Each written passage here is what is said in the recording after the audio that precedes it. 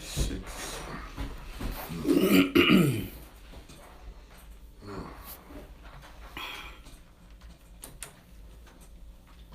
Hey folks, I got a little sick. Well, I got a big sickness going on, but I'm here to try to bring you a little bit of entertainment. Hopefully, it's going to be good. Or not, we'll see how this works. I hope everybody can hear me out there. I know I sound a little froggy. I found froggy anyway, so this probably be a little bit harder for some people to hear me, and I apologize for that. But still, here we are. It's Wednesday, it's 3 o'clock, and Archangel of a Churn to Chivalry is right here on Blog Talk Radio. And all you gotta do is sit back in your most comfortable of chairs, put your feet up, pet your dogs and your cats, get your favorite libation, and just enjoy the show. Hopefully it'll be a good show. I know lately I've been starting off with a little bit of the news and everything, and I think I'll do a little bit of that coming now too.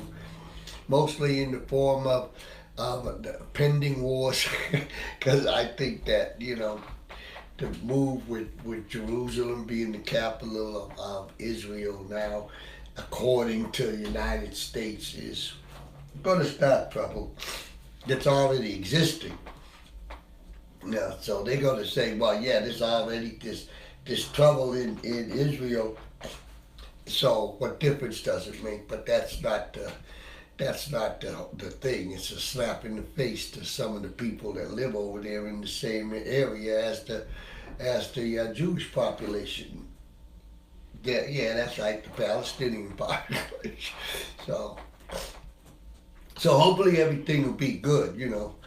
And then there's other things that's going on, more sex scandals coming out and they're getting, I've been noticing the sex scandals that are coming about, they're getting further and further and further away from actual sexual assault. And they're becoming more and more, they're moving closer and closer to just stupid words talking by people in hopes that something might happen or something, or to get a rise out of somebody.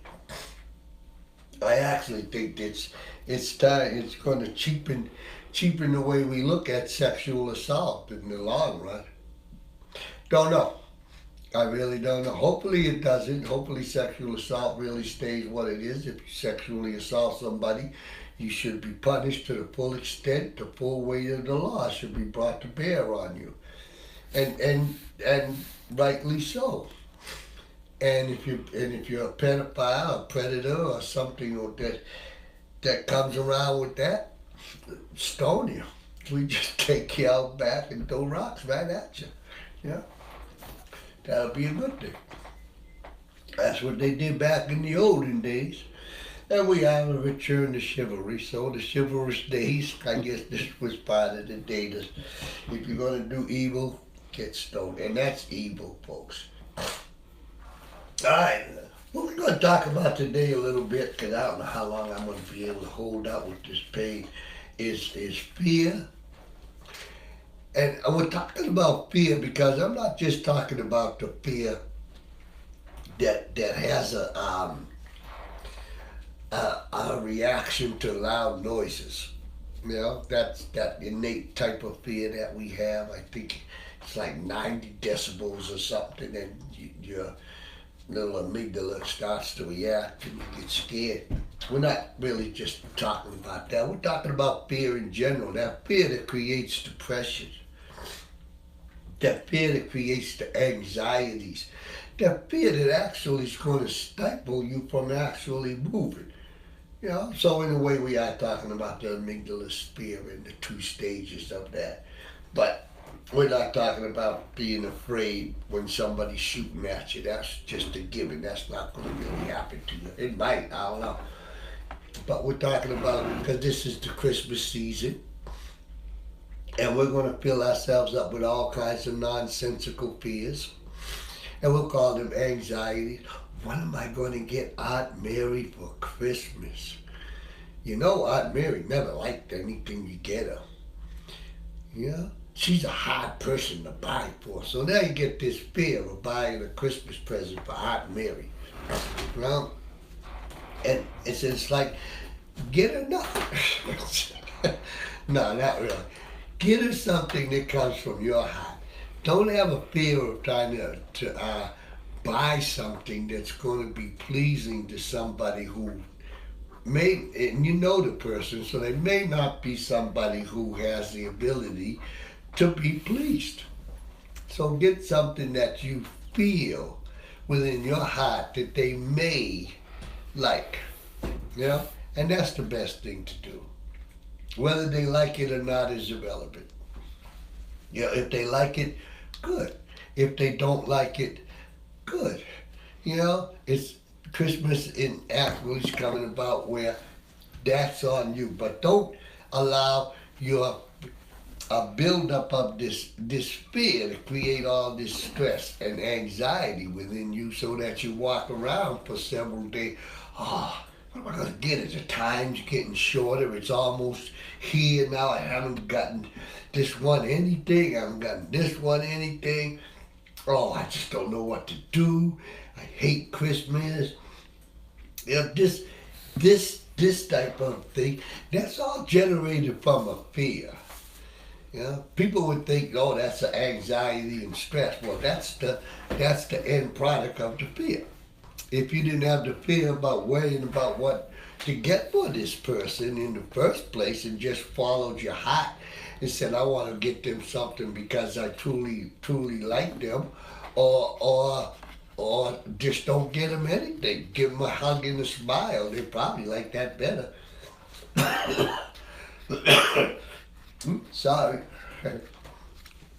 I may do that several times. You never know. So that's one thing to try to be aware of when during this Christmas season. It's all right not to give a present to everybody. Or it's definitely all right to give somebody a present that you feel that they would truly enjoy having. You don't have to ask them, oh, and think about what would they like? What would they like? What would they like? Of course they would like a brand new Mercedes. Well, can't get them that. Yeah, so what else would they like? You know? And then when the list comes down to, I really don't know what they would like, you start to have more fear and anxiety. So that's one thing to stay away from this Christmas season.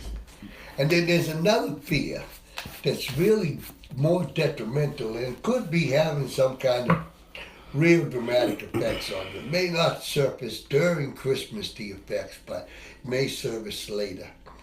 A lot of people in this world are going to be celebrating Christmas all by themselves.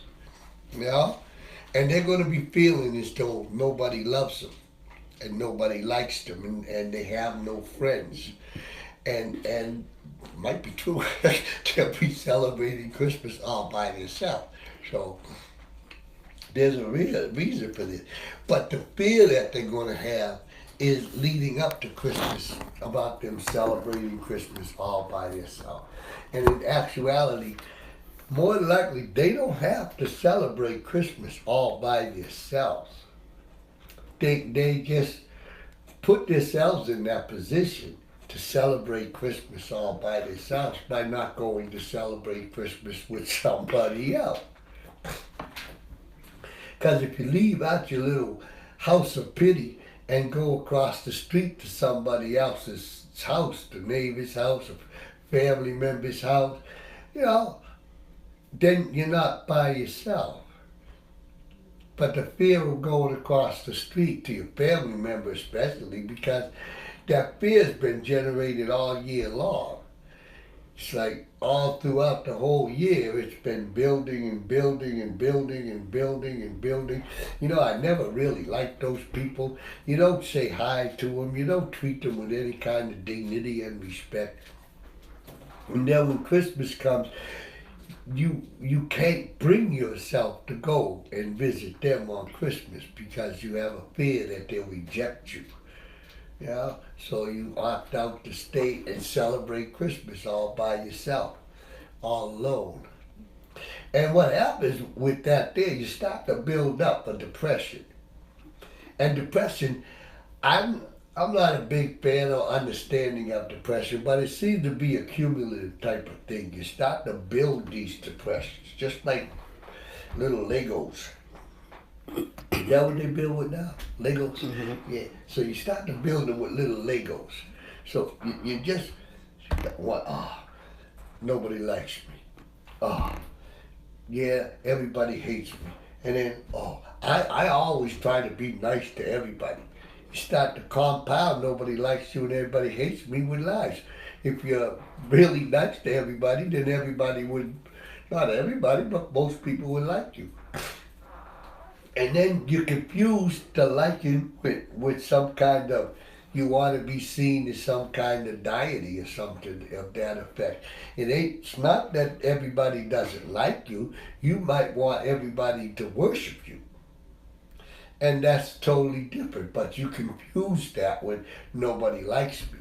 You want everybody to see you as somebody who is always right. Somebody who is right on top of every situation that can't be taken advantage of, who's always there to give a helping hand, and all these things. You want to be seen like that, but you don't act like that. So when the truth starts to come out from the lie, especially around Christmas time, you end up with Christmas being all alone and all by yourself and just building the Lego blocks of depression higher and higher and higher until eventually they stumble down. And in this climate that we have now, suicide's become an option. You know, it's like it was always an option before, but people would look at suicide, and they would rationalize and this, that. They don't even do that anymore. They get a prescription from the doctor. Can I have a prescription to kill myself? Sure. Here's your prescription. I'm a bill you for. Don't kill yourself till after this bill is paid. You got copay on that? Oh, okay, good. This is a this is how they approach suicide now. Before it was kind of private. You go away and just jump off a bridge and do something spectacular like that.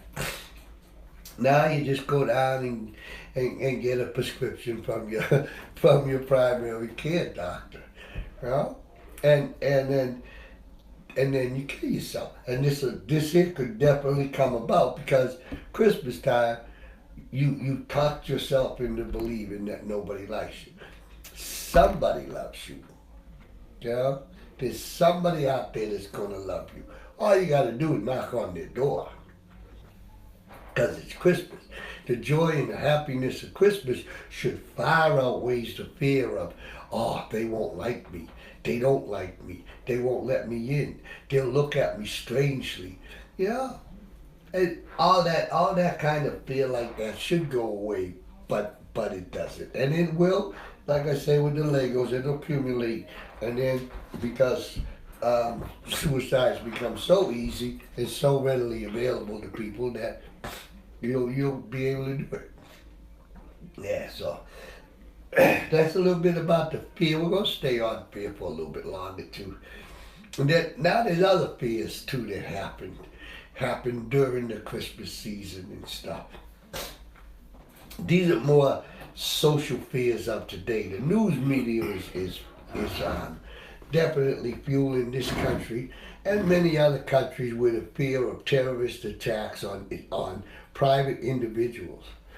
And the news media is also fueling this country with attacks of people being looked at as inferior to other people in today.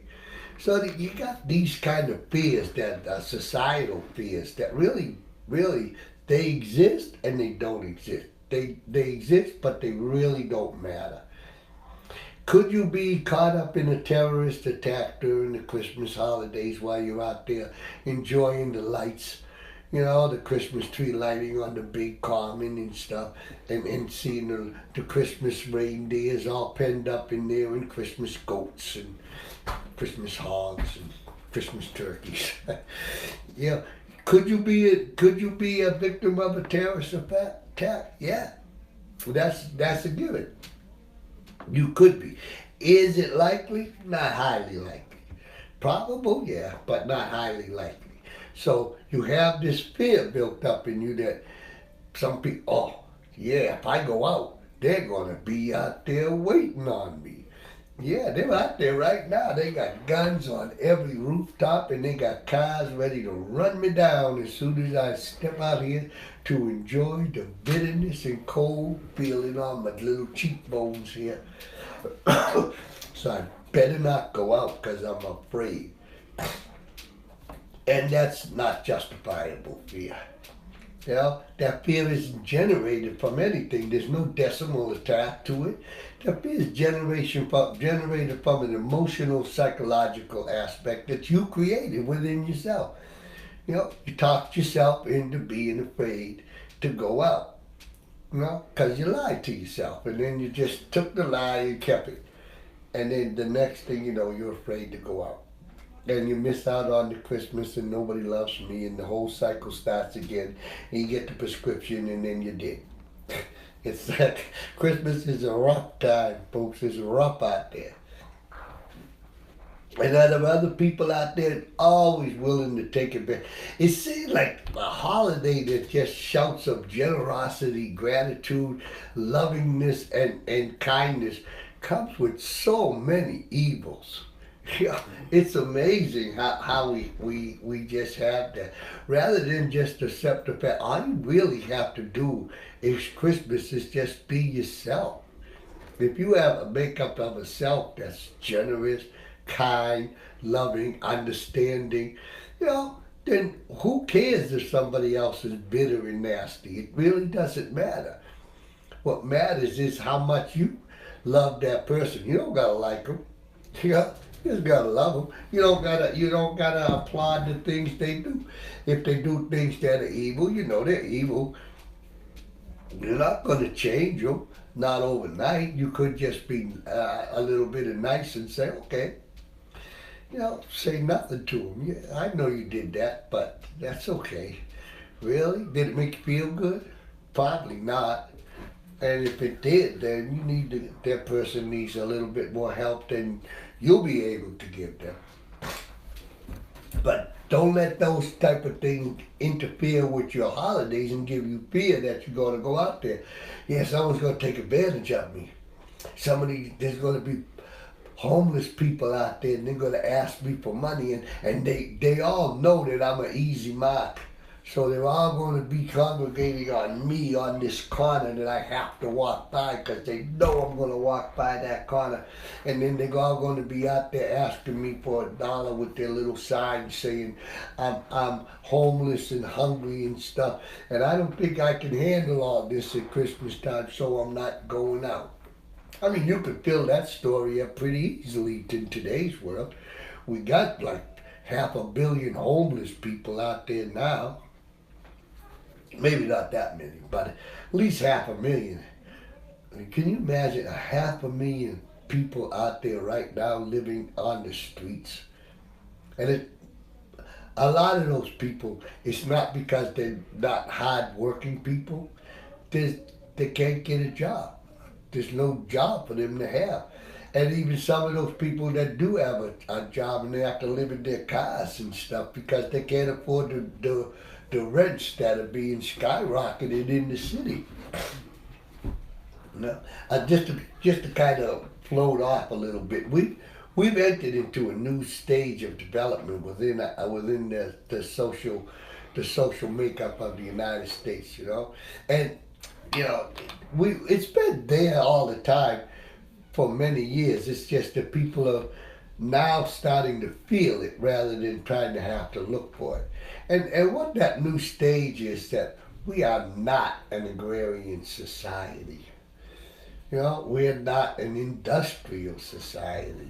We are a technological, scientific society. That's where we are. That's how this country wants to be seen. That's how they want to make money. But the jobs are few. The jobs that are out there are high paying jobs. But the small jobs that used to be out there in the factories and you know, in the grocery stores and all these things, they're going away because they're not producing a lot of money. Everybody wants to be innovative and creative nowadays in their business world. And because of that innovation and creation, it's making the country look like we got a whole lot of money on Wall Street, you know, which is good. But we ain't got no money on Main Street. Main Street is full of a whole bunch of people sleeping under cheap woolen blankets and stuff like that on heating vents to stores. And that's wrong. That's wrong. We have to be more, especially, not just especially at Christmas time. Christmas time, we got to get rid of the fear, and we have to be a little bit more altruistic and a little bit more understanding of people, not trying to be charitable and empathetic to the point where, oh, poor people and stuff. Well, I really have to do something to help these people. Because when you become that type of person, all that really says is, oh, at least I'm not them. Yeah, that's all that really says is, yeah, you can help them all you want to, and you can do good and kind to them, but if you do it in that kind of makeup and that kind of words, you're really just telling yourself that that's all that it could be. There's the lovely sky. She bought tissues. Who's she bringing for you? What am I doing with them? You were coughing, so I thought you might wanted some. Oh, they're not open. Okay. See, they take care of me here. They might think I want a tissue. I'm a heathen, folks. I don't know nothing about tissues. I know about shirt sleeves. But I thank them for the see, Christmas time. Everybody nice at Christmas time. So I got some nice right there. I got some tissues.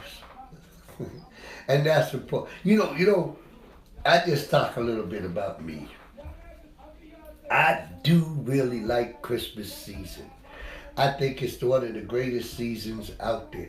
I don't like the present giving and all that stuff. I think that's just something that really just, we don't really need because it just, like I said, it generates way too much problems and it gives you a lot of fears that you don't have to have because they're not real. And those fears they're going to kill some people. Some people are going to die in February because of the Christmas holidays, you know, because that's the society we live in. But I like the lights. I like the coldness on my face and stuff like that. I like walking around, seeing the people smiling. I like seeing the little kids look at reindeer and stuff, or cows.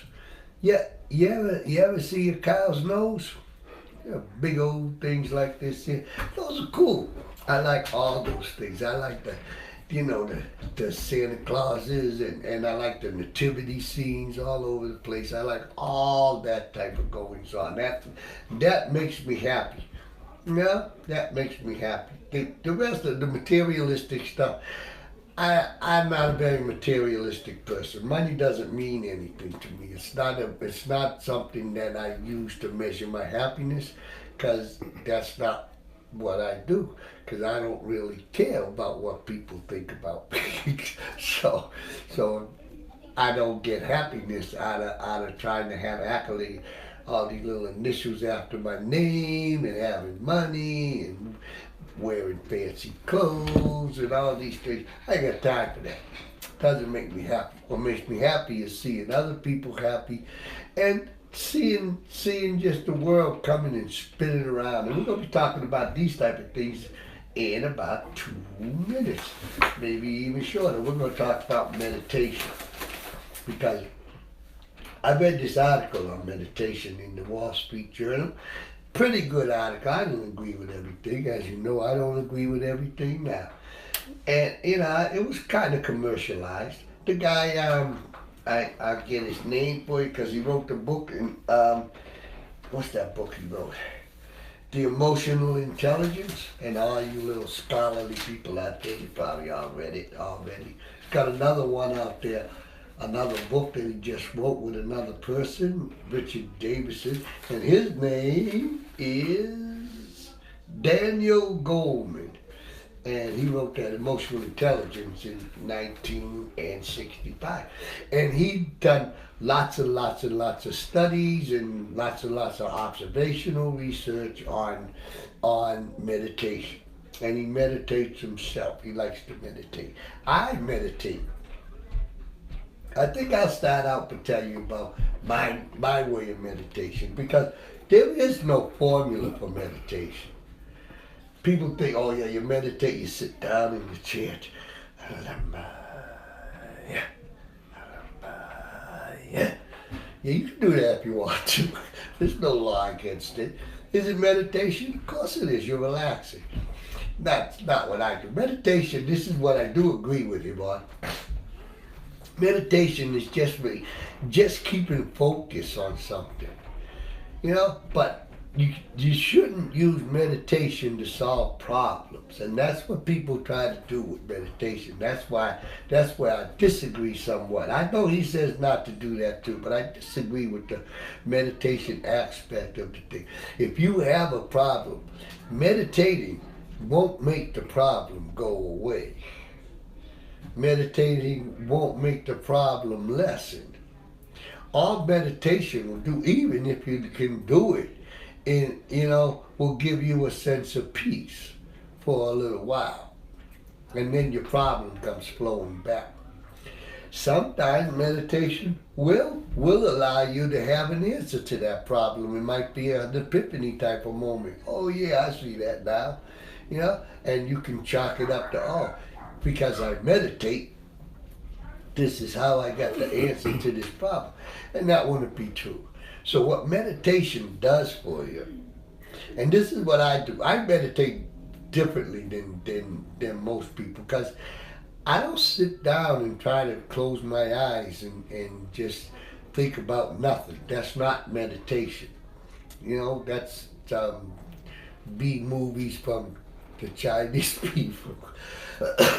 Chinese movies of the 80s, I think they were. They sit right down here and meditate, and they would jump up and will be able to fight kung fu fighting for at least an hour and a half without even breaking a sweat. Doesn't happen like that. So meditation is about 10 minutes or so, just relaxing, allowing yourself to relax. You stay focused on something. Say, I like to focus on trying to hear my heartbeat. Yeah, that's right, folks. I try to hear my heartbeat. And yeah, I'm not all the brightest thing in the world, so I try to slow it down, because sometimes I could actually, I'm just sitting there, just relaxing and stuff. And I'm just focusing on my heart beating. I know what it looks like inside of me. Am I exact on what it looks like inside of me? Of course not. But in my mind, this is what it looks like inside of me. So I'm focusing on that. And I'm focusing on what it sounds like. Everybody know what their heart sound, that love-dub sound. So then I try to, let me see if I can slow it down, This is how I meditate. That's what I'm meditating on. And then my mind will wander, And this is where meditation comes in. And he says that too. What you have to do is recognize your mind is wandering and bring it back to the focus that you're meditating on. For me, I'm meditating on listening to my heartbeat. So when it starts to wander, when I'm thinking about, oh man, what am I going to eat for supper? No. I gotta bring it back and listen to that heart. Yeah, there it is. I hear it. And this gives you this good feeling. And that's the important parts of meditation. Meditation, like I said, it's not a problem-solving type of thing. Your problems don't go away. You sit down, I'm going to relax, I'm going to sit down, I'm going to meditate on the problem that, it's the end of the month, I got to buy Christmas presents for everybody, and I really don't have the time, energy, or money. I don't even like the people. But I got to meditate on how am I going to do this? That's not meditation. That's fear. You're building up a huge amount of fear within yourself that you're going to do something that perceived as doing it wrong. So, you're just generating a whole lot of fear and using the word meditation to do that with. So when you're meditating, you don't have to sit still. Some of my best relaxing moments take place if I'm running in the woods. I like running in the woods.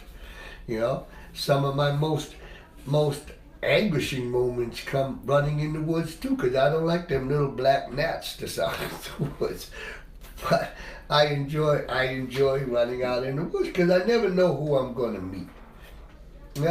I run in the woods, and then sometimes I see somebody riding a bike, and I pull over and they just give you a little smile, or somebody else is running or walking in the woods on the same trail you're on, and you get a smile and a hello. I've gotten ground out by bears in the woods and stuff like that. It's all good, That's all life, The whole relaxing, enjoying type of feeling. I don't have any problems when I'm running it, except for the little black gnat flies who my wife, she's the smart one. She found out why they do that. Because they like carbon dioxide. So if you're running in the woods and I can't breathe too much, because I'll start to choke like in there, right in your mouth. So you gotta be careful on that thing. But that's why they're all over me, because that's how I run. I breathe up a storm. I gather them in for miles. They just jumping all over me. Yeah. But now that I understand them, thanks to my lovely bride, they're just all fun too. They're all fun. So I just prepare for them. And that's a form of meditation. Because what meditation really does for you, and they say this in this article too, it strengthens you. It doesn't strengthen you physically like lifting weights. When you're lifting weights, or you're doing running, or you're doing some kind of physical activity and stuff like that, you're tearing down the muscle, and the muscle's being built back up. You do the same thing when you're doing some form of meditation that really, really makes you feel good. You're tearing down those walls of stress that you keep putting up. And I'll just refer to them as the lies that you tell yourself, because that's generally what they are. They're not real. They're just lies. They're justifications that you tell yourself that you need to have so that other people can look at you in the light that you think that you should be looked at. So they're a lie. Who cares what the other people look at? That's just the way I do things. So the meditation, that's what it does. So it tears down the stresses and stuff. So your ability to handle stress gets built up. You get to have more and more ability to handle stress, because the more and more that you learn how to meditate and not succumb to the lies that you're telling yourself, the further away they become. Will they disappear? Of course not.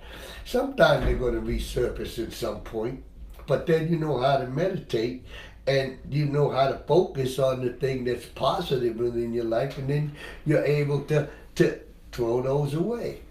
So those are a good thing. I think it maybe I got these napkins. I think maybe for Christmas, the person that you don't know what to buy them and stuff like that, buy them an instructional video on meditation. They may not appreciate it when they open the present, but they may pop it into their favorite little device that they have, and they might say, well, I might give this a try. Because there's two ways to approach meditation too. You can approach meditation by going to some place and finding one of those nice gurus and all those kind of meditation people and stuff, and you can pay their money and you can meditate. Or you can meditate. You can find what makes you pleased, and you can just do that. You don't have to do it for a long time. Both ways work. I would not suggest that, because there are some people who have to get instruction. I'm one of those people. You gotta. I'm not. I can learn by reading, but I learn a lot easier by being instructed. Somebody actual hands-on pointing and telling me like this. This is more how I learn. Yeah, but I can learn by reading. You can give me the instructions and I can read them and I can learn that way too. Well, but I'm much better at learning by physical contact and instructions. So I know me, so that's a good thing. We've had a couple of little talks on knowing yourself already and stuff. So by knowing myself, that's good. And that's another thing with the meditation. You gotta know you. You can't go and meditate because somebody else meditates and this is good for them. Because it may be good for them. But it has nothing to do with what's good for you.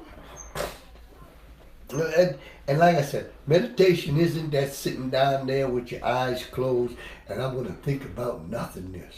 I'm sitting here and I got a blank wall. Look at that blank wall. I'm gonna just sit here with my eyes closed and I'm gonna think about nothing. That's it. That's not meditation, folks. That's sitting there trying to think about nothing. It's not gonna work because meditation is the ability to bring you back when your mind wanders on a subject. So if you're sitting there, like I said, I'm sitting there thinking about slowing my heart rate. You know, I visualize my heart and stuff. I can see it pumping all the pump, pump. I see the blood going in the atrium, down into the ventricle, over to the ventricle, back out to. Oh, look at that! Look at that! I can, I'm visualizing all these type of things. I'm visualizing all that. Then all of a sudden, I'm thinking about, should I get Kentucky Fried Chicken for supper or something? It's like, where'd that come from? No. Yeah, but that's how the mind works. It kind of wanders all over the place all the time. So to meditate is just to stay focused. But you can focus on real life issues too. You don't have to focus on screaming ants like Bodhi Haram from the early 70s with the Chinese B movies and stuff. You don't have to focus on that type of meditation. You can focus on real situations. You can focus down at the seaside, looking, just walking around the seaside, and the mind was clear, and then all of a sudden you had an epiphany. That's how the DNA sequence was broken with what's his name, Cripps and Fisk, I think I forget their name. But anyway, he was down on the sea and he had that. Oh, that's it. That makes sense. The lady actually told him, Rosalind, she had actually told him this makes sense. But you know how guys are. No, I got to go find it out myself. Anyway, to a special sided place outside, walking around, and then to him it was an epiphany and everything became DNA sequencing from then on. So we all know what we're made of. Yeah, so this is meditation. So it can solve those hard to reach problems and stuff if you allow it. But at the same time, walking on that beach, he might have been thinking, well, it's hot out, I'm gonna get me an ice cream. Yeah. Oh, why am I thinking about that? Oh, look at the sailboat. Ooh, look at that big sail. There's so many distractions out there in the world that you lose sight of some of the things that you actually went in and meditated about. Well, I'm gonna give you a couple of quick little things here on this, on Daniel Goleman's his approach to holiday meditation. This is now for him. This is what he said. He says to start with your breathing, right? Everybody know how to breathe. You see it on TV. In through the nose, out through the mouth. There you go. Yeah, that's breathing. So you start with your breathing. So then next, he says, find a quiet place where you won't be distracted. That might be easy for some people. I know it ain't easy for my boy Will. Cause he got like six kids running around all over the place. And then it said, Sit up straight in a comfortable chair. Close your eyes. Relax. Bring your full focus to your breathing. Into the nose, out through the mouth. Into the nose, out through. I want some diet pills. That'll last for about 2 or 3 breaths. But don't try to control it. See, that's what I was trying to do. I was trying to control it. So you already made it complicated. Focus on breathing, but don't try to control it. Yeah, and do this for at least 10 minutes. So that's the start. Now you get into the wandering. Notice if your mind wanders and rein it back. Refocus on your breathing. Obviously he's using breathing as the subject matter because it's the way people think about meditation. So you're breathing, you're thinking about, this is drying my mouth off, so I want to have some Diet Pepsi. Oh, no. You got 2 choices.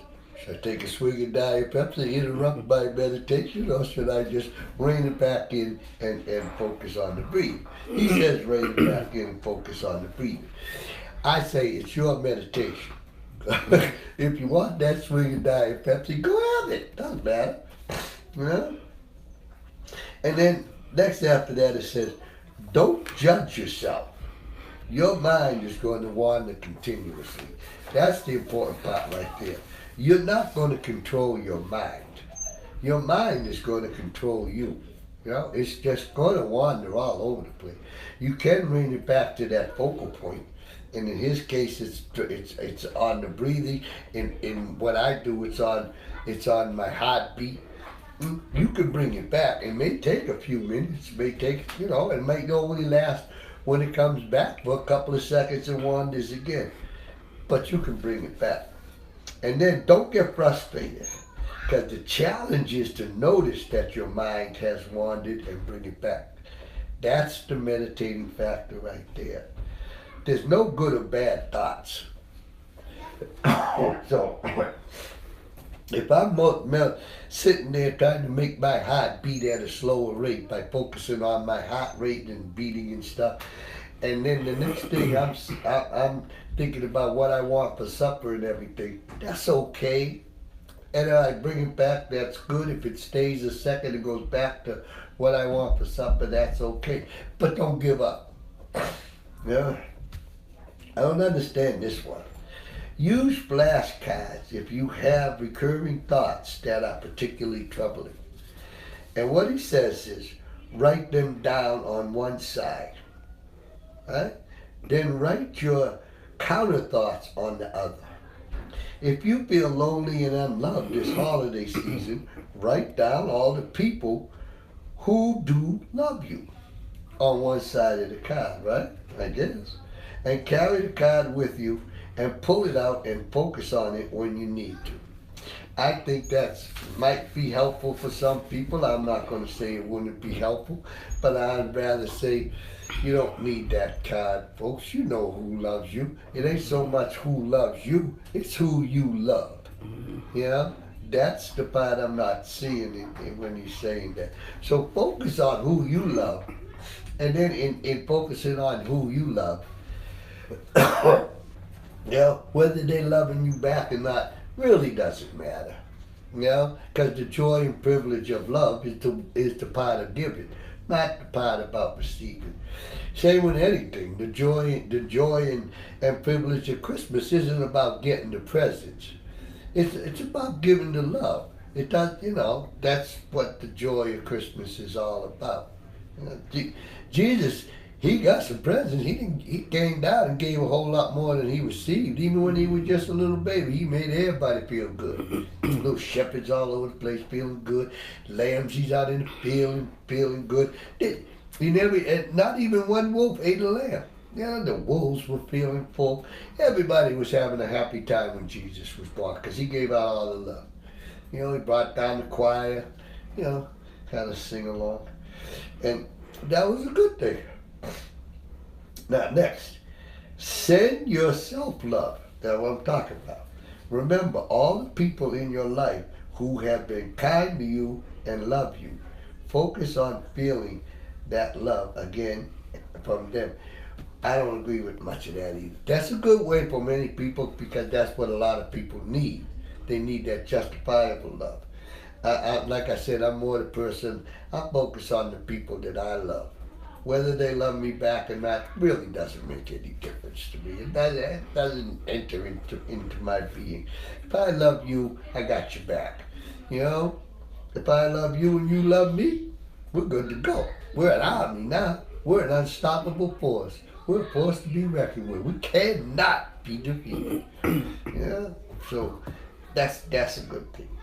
And then the last one, accept that your mind is normal.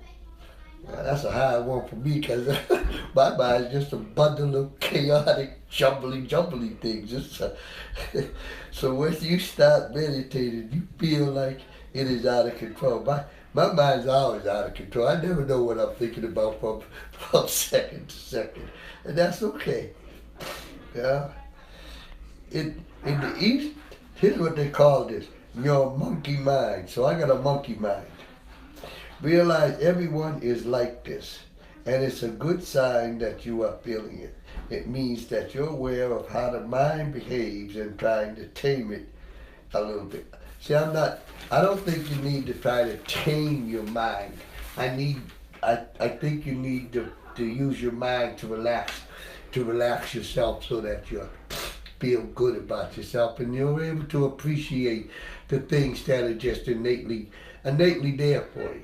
Because there's some things that we take and we want those to be the things that we appreciate in life, like money, wealth, a notoriety from other people, all these things. They're irrelevant. They really don't mean anything to you. The thing that really means the most in life is, how am I approaching other people in my walk of life? That's it. If I've done some good for somebody today, that's it. If I love somebody today just because they're them, that's not whether they say, oh, you love me, you're such a great and wonderful person. That doesn't hold any water. That's got a hole in it. So that's a little bit on fear and meditation. Now I want to talk a little bit, because I've been going and I don't want to slow down because I don't think I can stop my voice back up. So we just keep going till the end. I want to talk about physical fitness. And I want to talk about physical fitness because Christmas time is the time when physical fitness enters into everybody's life. Yeah, it enters in one form or another. It usually comes in little tweaks around Christmas time, right after, because you feel guilty about all them candies and cupcakes and cookies that you put away, and all those things and all the beers that you drank. Well, sorry. All that stuff you put away. And then New Year's is coming in a week, so you'll be able to make your New Year's resolution and then you get right in that gym and take all this stuff out. Well, physical fitness doesn't work like that. It doesn't work like that. Physical fitness starts with something within you, not for any gains of physical outside. You really can't become physically fit trying to be physically attractive. Physical attraction in that regard comes from physical fitness. But you cannot just say, I'm going to go and work out and be physically fit and stuff, and then I'm going to look good and everything for that. No, because you just like with the meditation, not only is your mind going to wander, you're going to wander to the place of most comfortable for you. It's not physical fitness. It's not comfortable for most people. And I'll make up a number, 95% of people in this world, it's not comfortable and it's not pleasing for them to go into the gym and work out. Some people, they find excuses when they first get in there. Oh man, I can't do no bench presses. Look at these people laying on this bench. Well, wipe it off. They should wipe off the bench before I get on it. Yeah, so now you're putting in barriers and stuff like this so that you won't have to go in there and be physically fit, physically active. And the other reason is, it's not that the bench, you can wipe the bench off, you know, that's easy. You know, it's be your responsibility for your health to wipe the bench off. The real reason is it hurts. The second real reason is now you think everybody's looking at you because you're not really pushing a lot of weight, like some 350-pound guy over there who can push up almost all the weight in the gym. You can't do that. You have to lift the weights and do the exercises that you can do. And that's where it starts. But that's a slow process, because you have to tear it down and build it up, tear it down and build it up. You know, it's not like adding Legos on top of Legos. You got to tear it down first, then build it up. Tear it down, then build it up. And you get stronger. And then you enjoy it more and stuff. But that's where a lot of people with physical fitness fail. And most of those people that fail and stuff, they have a lot of this baggage that they brought in there from the beginning anyway. You know, they're going in there so that they can come out the door that they went in, and people look at them and say, oh, wow, look at you. You did so much good. You did wonderful. How'd you do that? And it gives a status thing to them. Is it sustainable? Some people can really get into it and sustain it. Other people don't. Then they fall right back into their own things because they have become used to lying to themselves. You know, once all the pats on the back are gone, you're not getting it anymore. So the first thing you say, oh, nobody likes me. Yeah, they hate me because I'm starting to look good and stuff like that. So what are you gonna do? Oh, I'm getting sad and depressed. Oh, I would go to the gym, but I'm just too tired now. I can't do it. Oh, I had such a hard, stressful day at work. The kids, I had a hard, stressful day with the kids. I just don't have the energy to do this anymore. No, the energy was gone because that little bit of feeling good that you received for people pointing out the achievements that you had made, they had peaked, and then they were gone. So you went right back into your old ways. And this is important when it comes to physical fitness. You can't do it for those type of reasons because you're bound to fail. If you want to go to the gym and work out and become physical fit, do it because you want to go to the gym and work out and become physically fit, not because you want to go to the gym just to become physically fit. Because then the only incentive that you have isn't sustainable. It will go away. You know? It can be surface. No, but it will go away. And most of the people I'm talking about, I'm not talking about professionals. I'm talking about common, everyday people that go to the gym. There's a lot of people who go to the gym for just a social hangout and stuff. I got a couple of friends that, you know, I see them in the gym on Sunday. Yeah, I go to the gym to see them. And we work out and talk and stuff like this, and it's a social thing for them. They're a little bit older, you know, and they come from a different era. So, and they feel more included in the gym environment just by going there and having other people who are from their era or close to their era that they can talk to. Because the gym is totally a social type of environment and stuff. And then, you know, the people that go there and they want to go there. A lot of people go to the gym to compete in different type of sports. There's lots of challenging type of sports out there for people who really want to test the metal. They want to take the risk and see if they can stay the course to do something. It's not about being first place anymore. You know, for people who really can get into the physical fitness aspect. The idea of being first is always there, but that's not the ultimate goal now. The ultimate goal is to be the best that you can be and make the improvements that you can make on you to maybe someday be that first. But to go in there and say, I'm going in there to win this contest, that's good. You know, if you have a mindset that says, I'm going in there to win this contest. But if you're going in there to compete in this contest and become the best you that you can be, and maybe in some future contests have reached the level where you win, that's even better, because that shows growth and development. And that gives you incentives to keep going. And we'll probably talk about physical fitness from a lot of different aspects in the near future. But for right now, remember, the fears that are going to start to be generated around the Christmas season these are the real things that I think that I would really like to get the message out to people. If you find yourself caught up in those fears of nobody loves me and all these things like that, call somebody.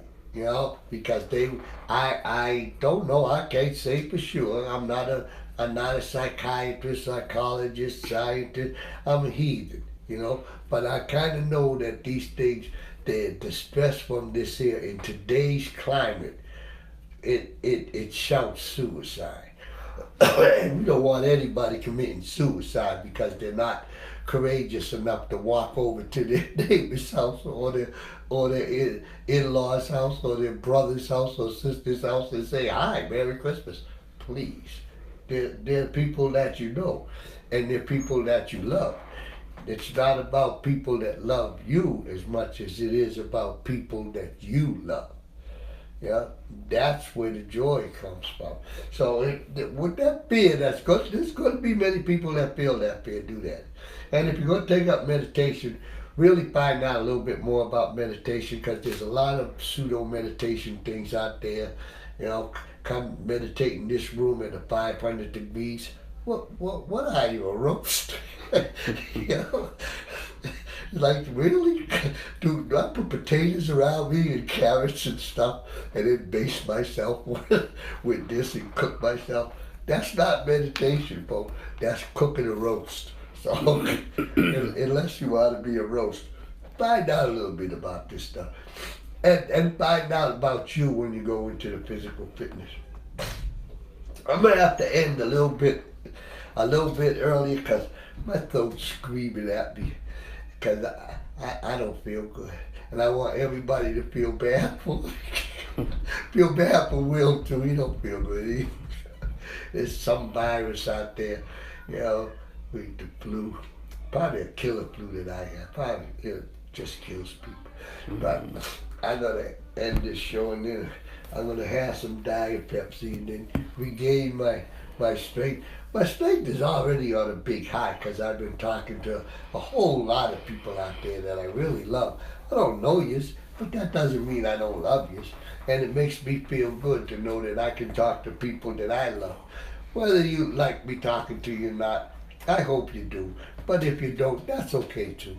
I'm still going to love you. And if you see me, you can I got this hat on, and I'm a heathen. And just the way life is. So I want everybody to have that fun. And I'm Trooper Joe. We've just been Archangel of the Churn Distillery on Blog Talk Radio. And I'm